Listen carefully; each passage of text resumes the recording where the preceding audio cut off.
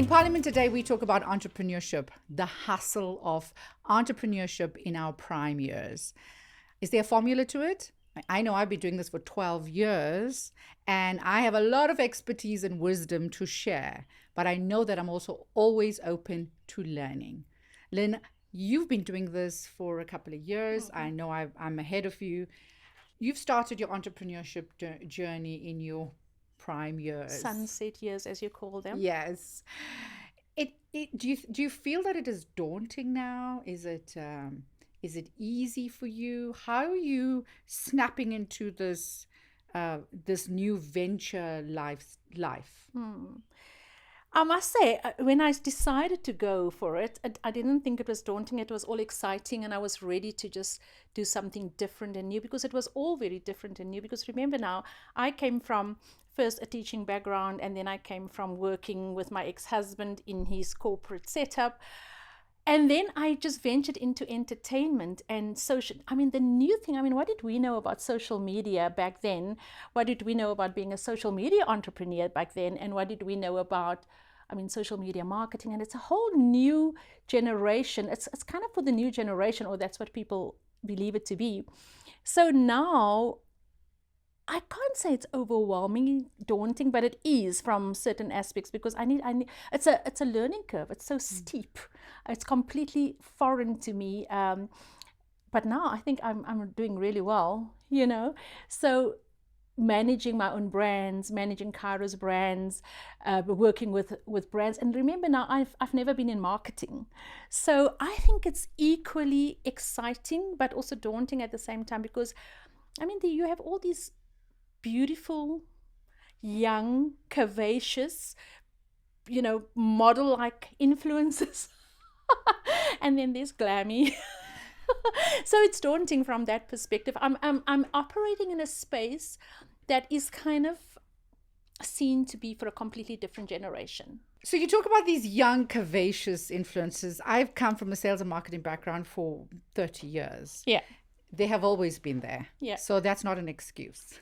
They have always been there. It's a different. I come from a generation of white, blonde, blue-eyed, hot, sexy women that got the CEO's eye. So, but I'm talking about age, Katie, more than like the what older. What I'm saying is they haven't gone away. They're always there. Okay. So what I'm saying to you is that we need to kind of step it up and always be current and relevant. So they are there. And I know that you, of course, we talk about this. It gives you the midlife entrepreneurship gives you a sense of independence. So it's about freedom. It's about following our passion, because a lot of women and men, during their 40s and 50s, also decide that they want to leave corporate and go into a venture of, I want to do my own thing. I don't really like the word do my own thing, because my own thing is what is your own thing? And I think it has to be, I always say to a lot of people that are wanting to leave corporate as well in their midlife, is that have the luxury of working on a strategy, an exit strategy, before you just get thrown into wanting to do something on your own. But for me, it's also you have less fear. You have more. I said to you the other day as well, is that I learned to have a nap in the day, because I try to work around my day, my time. I have this freedom of reading a contract at 10 p.m. because it's so hot and I want to have a nap at 2:30 in the afternoon. But people might think that that's a luxury, but it isn't, because I pull an all-nighter on certain kind of things. So I think exactly. Your midlife gives you this freedom of making such decisions that are valuable to you. Now, I want to say something on that, and you're so right with that point. For me, and I'm listening to you talking, understand that for most of my life, I did not have that independence, financially or otherwise. I just not just from the perspective of being in a corporate, but just being financially dependent on somebody else. It could have been my husband, it could have been my son, it could have been any of those people. But for me, stepping into this new space, as much as it's daunting, it is taking risks. It's all of that. And entrepreneurship comes with a lot of responsibility, obviously, and worries and stress and all of that. But what is really great is exactly the independence and the freedom that comes with it, that you can do my own thing in my own time. Exactly. You know? There are several advantages in becoming a midlife entrepreneur. Like we said, there's a self-awareness. So you make a lot of decisions first for you. So you have the self-awareness. You're stronger now. You have greater networks. You also financially stable because you have built up resources and reserves, so you can take a lot of the risks. The most important thing about entrepreneurship, in your older years, it feels so rewarding. For me, have been working for 2 decades in corporate, and I look at myself being a midlife entrepreneur. It's like I have a sense of reward. This was my journey. I mean, I've always been an entrepreneur ever since I was a little girl, but I needed to go to corporate. When I was in corporate, I didn't understand things like, oh, you need training, you need strategy, you need this, you need that. And now, accounting, understanding accounting, understanding budgeting, it used to annoy me because you have everybody, but they were holding you accountable in corporate. Now, all of a sudden, when you're an entrepreneur, when you're a business person, these are the things that are so important. And then you're like, I wish I spent 2 more days in training in 1995, and I think that we also must realize that you take a lot over the years from corporate into your entrepreneurship journey. So if you do have the luxury of getting into coaching and training and mentoring and understanding accounting systems and budgeting, you don't need to go, you don't have to go to business school to do that. It's important that you do, but the hands-on information is equally important. So in my entrepreneurship journey, I now had to do a lot of catch up. I feel like I'm in such a great space because I understand it. I understand what I want, what I need, what has to be done. And that for me has been, it's also that sense of reflection and transition that we do to our midlife, through our midlife. And it also speaks to, I think you've already gone through so many experiences and failures and challenges in your life that you look at this one and like, this is it's like my last chance to really make something work and really make, put in everything I need to make it work for me and for whatever I want to leave behind. So I smiled when you spoke about accountants, because I'm thinking like, for the first time, I'm actually having meetings with the accountants and making sure that things are in place. And, I'm managing not just my own, but I'm responsible for 2 other people's futures and inheritances and all of that kind of stuff, because now that's been added on top of me. So I'm very religious about, things must be in place and do it by the book, behind the scenes. The admin kind of things are all in place. Whereas as before, I was like, I just need to work every day. Like, what is Katie going on about? And get the money in. No, you just like we just need to get paid at the end of the month. But now you're not just thinking about that. Now you're thinking about, how do I grow? It's about accountability now. Yeah, but also, how do I grow? How do I not just get money in on a monthly basis, but how do I make that money grow on its own? Yeah. Well, work for you. How do you make that money work for you? Exactly. How do you make it work for you? So it's a very different approach to, just work and earning money, and even how you spend it, although we still spend on ourselves a lot. And we're allowed to, I think, as businesswomen and entrepreneurs, we do. Yeah. So the Duke University said the average age of a successful entrepreneur is in high growth industries such as computers, healthcare, and aerospace is 40. 40? Yeah. So that is midlife. So twice as many successful entrepreneurs are over 50 as under 25.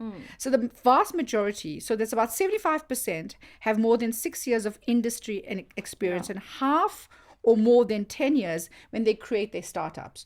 So I would think that we actually, not only in our prime of our life, we exactly where we need to be. Because that sounds good. It sounds amazing because, if you look at Steve Jobs, Warren Buffett, Vera Wang, Diane von Furstenberg, all started at 40 plus. And so I believe that we exactly, like I said, where we need to be. I like that. That makes me feel more at ease, more comfortable. Because I tell you, I'm sure you go through this as well. I do stress sometimes. I think, oh my gosh, I'm 55 years old. How many more years do I have left to make this work and, to leave this amazing legacy that I plan on leaving behind? Is it too late? Do you struggle with those kind of? Yes, I think a lot of anxiety because it's always that financial, as much as you're working through your financial stability. I think being an entrepreneur, that there are people that rely on you, their suppliers, their vendors, your staff. So I think those are important things. So you do have anxiety, you do have sleepless nights about how do I figure this out. I mean, my accountant once said to me, well, if you win the lotto at $2 million, then you can just go on holiday, go and live on an island forever. And I think that's always where I think about it. And I said, $2 million doesn't go a long way though, eh? For me it would. I'll be okay. For me, for the rest of your how many years do you still plan on living? I don't know, and that's what I mean. It would. I'll take it. I'll take it. $2 million is. $2 million. It's Oh no, babe! I thought babe. you meant 2 million rand. No, darling. I'm talking dollars. We good. Dollars. We good. So basically, the anxiety does come in purely because of the finances, not the inability to do the work. Like you said, at our age, I often wondered, like doing proposals and stuff like that, do people think, oh, is this old woman coming to present to us? You do think that, because that always steps in that age. Yeah, you situation. do. You have that, as well as I come from a marketing and media background, and I look at the agency people, and a lot of the women in the agencies are 60 plus, and I look at them and I'm like, do people actually have any level of respect for the age? Because we are an ageist society. But now let me tell you on that, I must tell you, in this industry where I'm operating, my age is like a rare commodity. Hey, not many people in their 50s. There are, but not many people in their 50s actually operate in the social media marketing, I never like to call myself an influencer, but brand work. There are not many people that make their income from brand campaigns and stuff like that.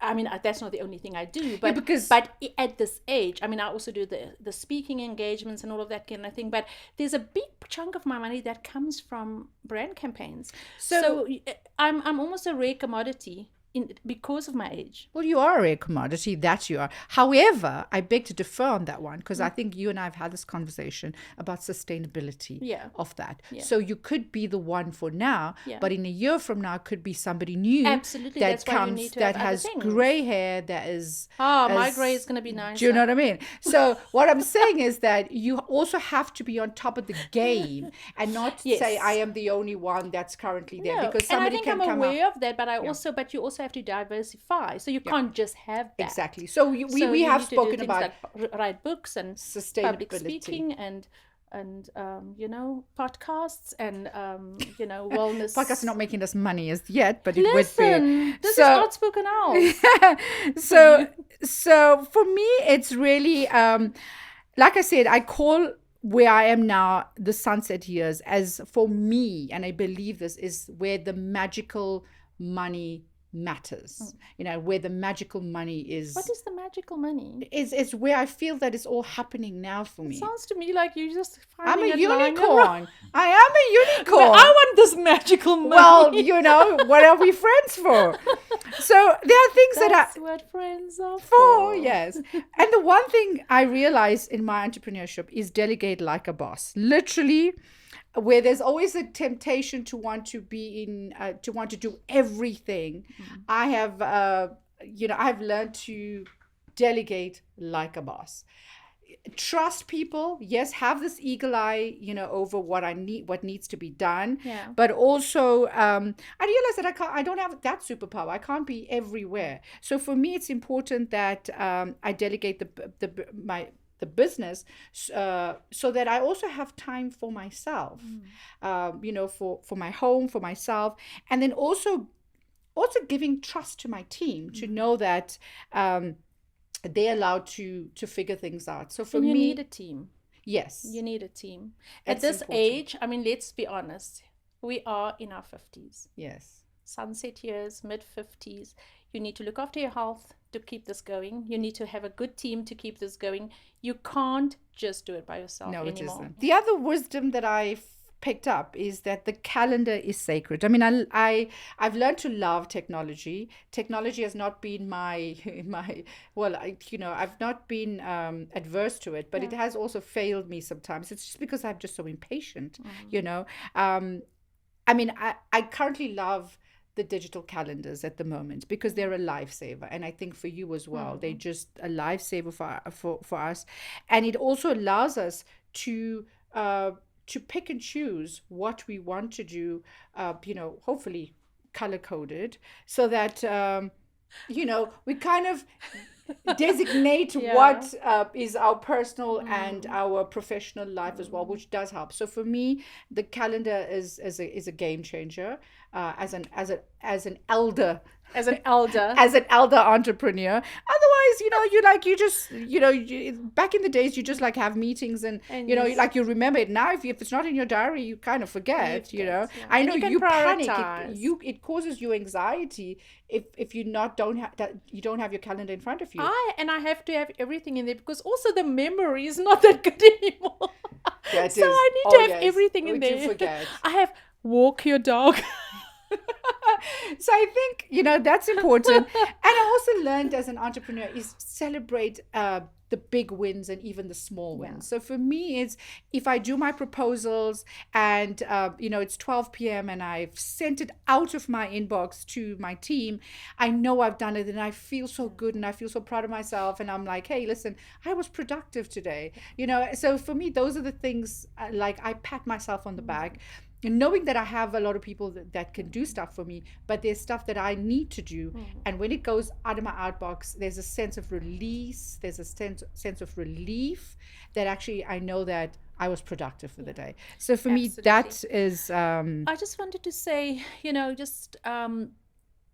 what I do find at this time, or what do you call it, sunset entrepreneur period of my life, is that I definitely am more clear on what I prioritize.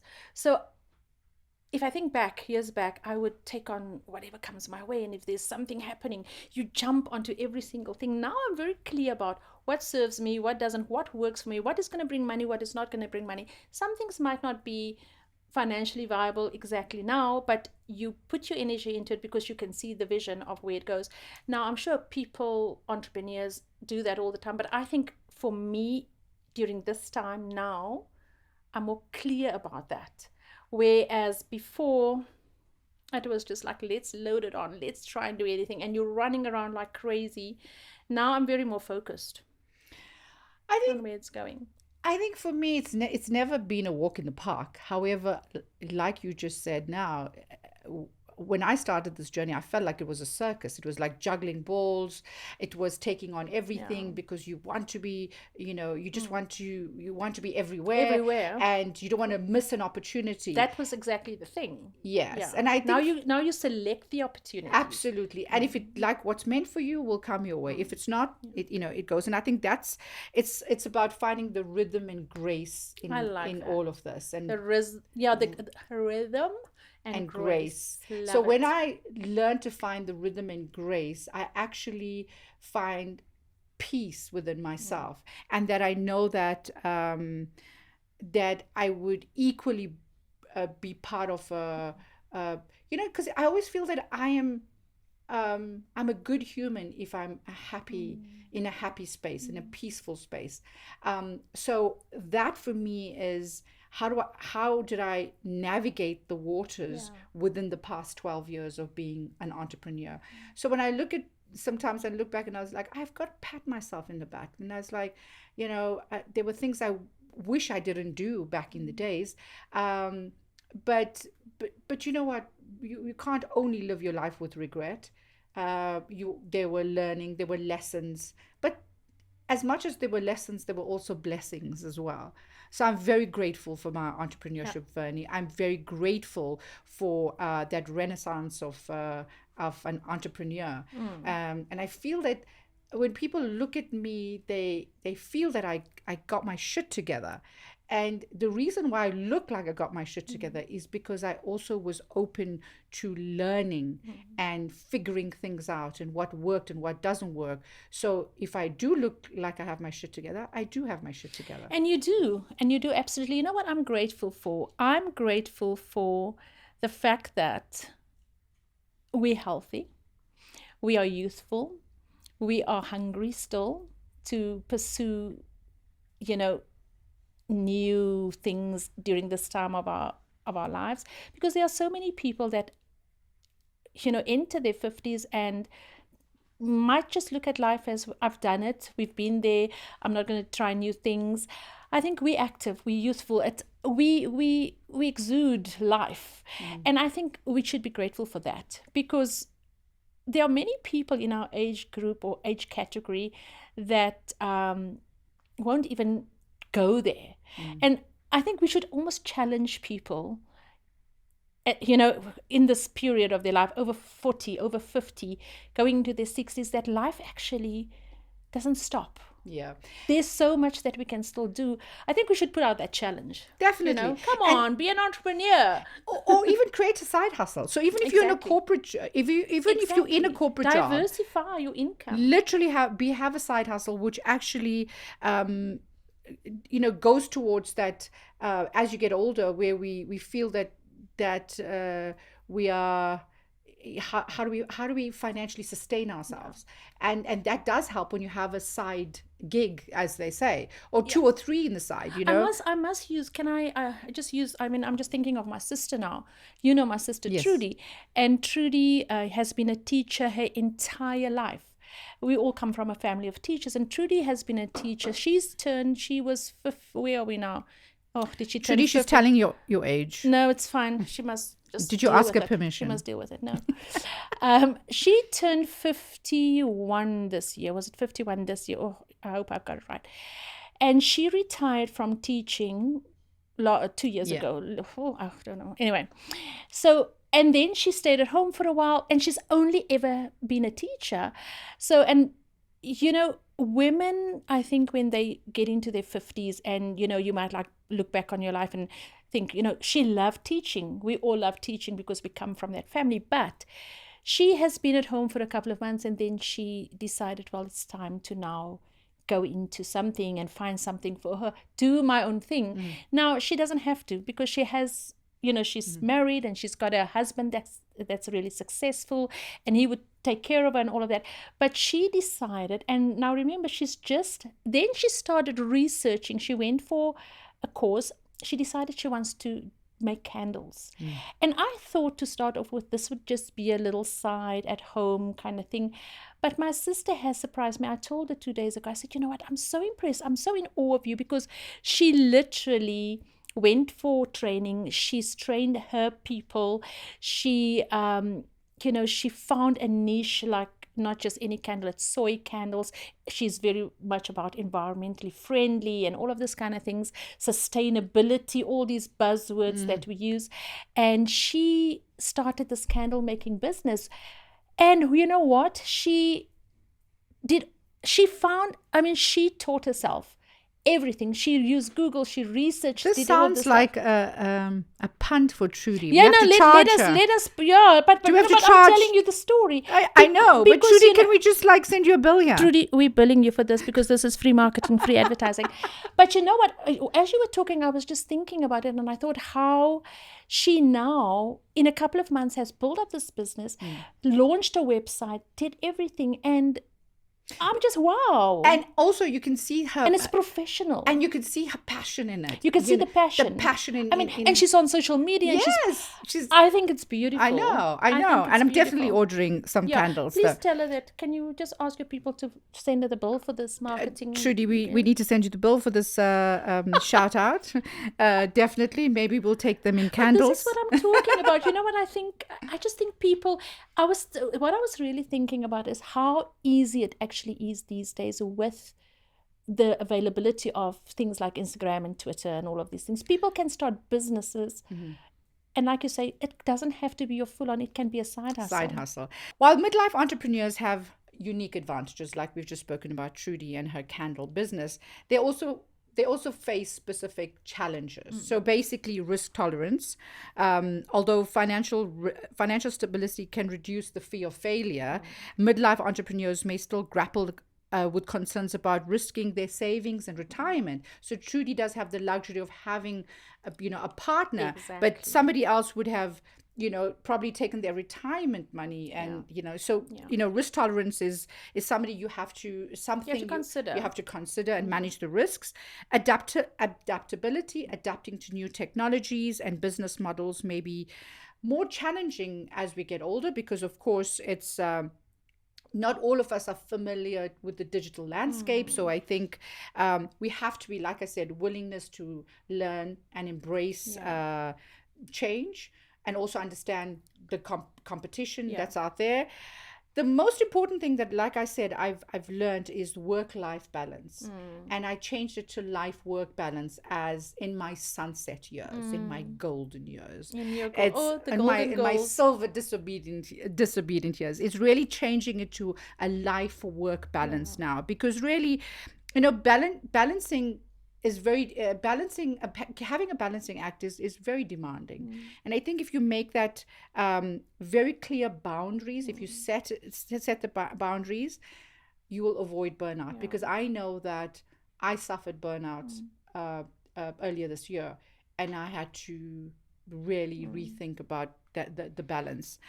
It goes back to the burnout, which is what we'll talk about, is health considerations. I agree with you. We have to prioritize our health. We need to the what do you call life work balance. Yeah.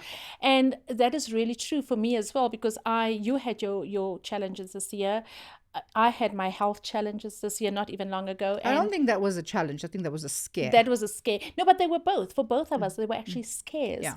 And we won't go into them now, because I think we need to talk about that separately. But then you have the scare, and you realize that you actually have to prioritize. So for me, what I've done is I've just decided health has to become an absolute priority. I even decided that there's going to be one day in the week where I just don't work. And it will either be a Monday or a Friday, and I'm going to make that a thing in my life where I don't work. So absolutely, I think what I wanted to also say on what you said earlier was that, yes, everybody doesn't have the luxury of just starting and becoming an entrepreneur. Why is that word so difficult? But anyway, so what I suggest, and I think we both suggest, that everybody can become an entrepreneur. Well, I don't think everybody, because you need to have. Not everybody wants to be. Not everybody wants to. Everybody can be, but not everybody wants to be. And it's not actually suited for everybody. Yeah. I don't think entrepreneurship is suited for everybody. But if you want to, you can start with a side hustle. Definitely. Yeah. So midlife cruising as an entrepreneur is a journey filled with opportunities, challenges, and the promise of personal and professional fulfillment. While the path may differ from that of younger entrepreneurs, I mean, I imagine them with their hoodies walking around and just, knowing how things figure out. The advantages for us, I would think, is definitely our experience, our financial stability, and a sense of purpose that is empowering us to create the life that we want to lead. By carefully navigating the waters of entrepreneurship, we embrace adaptability, we take care of ourselves. Midlife entrepreneurs can set sail towards a successful and rewarding future. So it's all not in vain. So I say to all our fellow midlife entrepreneurs, let's raise our outspoken owls. Is it there? So to our fellow entrepreneurs, midlife entrepreneurs, sunset entrepreneurs, let's cruise this sunset journey, and let's hope our next stage of our life is filled with thrills and what do I call it? Money magic. Money magic. I like the that money word. magic. That just sounds like it's going to come, just pop up somewhere. Money magic, and all of this, we sprinkle it with grace. So whether you want to do it with sneakers or high heels, midlife entrepreneurship is waiting for you. Catch you later.